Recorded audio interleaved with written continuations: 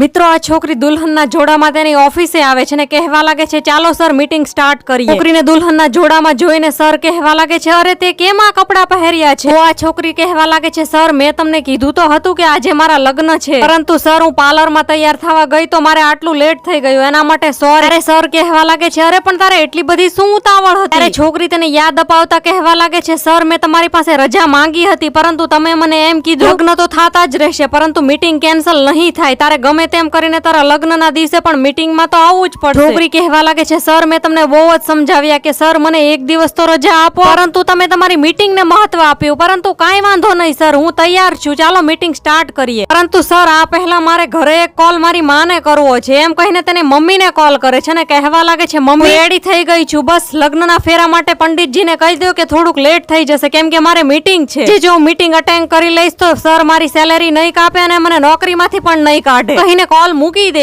છે। દ્રશ્ય જોઈને તો ત્યાં રહેલા સર અને બીજા બધા પણ ચોંકી જાય છે ને સર કહેવા લાગે છે ના તારે એવી કોઈ જરૂર નથી, તું તારા લગ્ન એન્જોય કર। પરંતુ મિત્રો હવે આવી વાત સાંભળીને આ છોકરી શું કહેવા માંગે છે જોતા પહેલા તમે વિડીયોને એક લાઈક જરૂરથી આપી દેજો। તો મિત્રો આ છોકરી નિરાશ થઈને કહેવા લાગે છે સર હું તમને એ તો સમજાવવાની કોશિશ કરતી હતી, મારે બીજા કોઈના લગ્ન નહોતા પરંતુ મારા પોતાના હતા, પરંતુ તમે એમાં પણ ના સમજ્યા, જો આ જગ્યા ઉપર તમારી દીકરી કે ઘરનું કોઈ સભ્ય હોય શું તમે આમ કરે? વાત સાંભળીને તો સરને ખૂબ જ નીચા જોયું થાય છે અને છોકરીને લગ્ન કરવા માટે રજા આપે છે અને શુભેચ્છા પાઠવે છે।